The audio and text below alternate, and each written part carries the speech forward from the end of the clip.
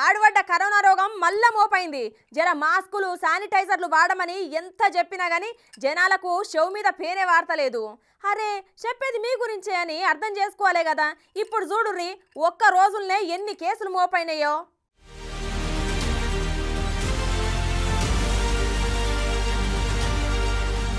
Corona corona corona ఈ పేరింటేనే 3 ఏళ్ల కింద గుండెల్ల గుబులు పుట్టేది.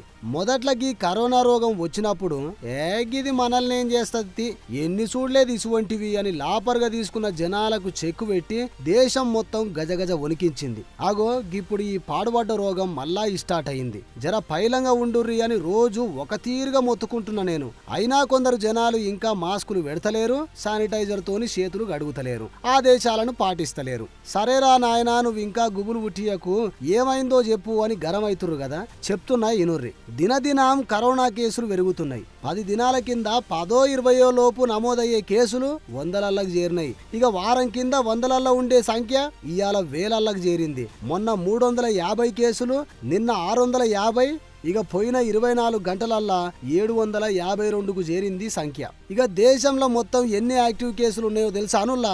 3420. ఇలా ఎక్కువ శాతం కేరళలోనే నమోదైనాయని ఆరోగ్య శాఖ ప్రకటించింది.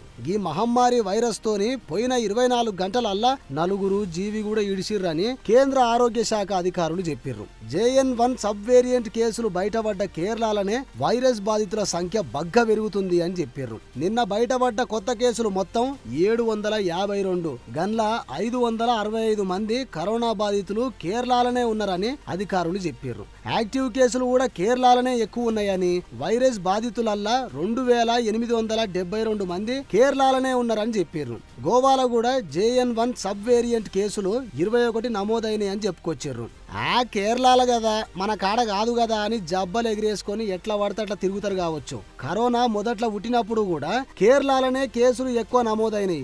అవి పాక్కుంటా వచ్చి తెలంగాణ, ఆంధ్రప్రదేశ్, తమిళనాడు, మహారాష్ట్రాలను ఒక ఊపు ఊపింది. గందుకే మళ్ళా చెప్తున్నా, మాస్కులు పెట్టుకోర్రి, జర పైలంగా ఉండుర్రి. అధికారులు చెప్పినట్టు ఇనుర్రి, కరోనా మహమ్మారికెళ్ళి తప్పించుకోర్రి, జర పైలం.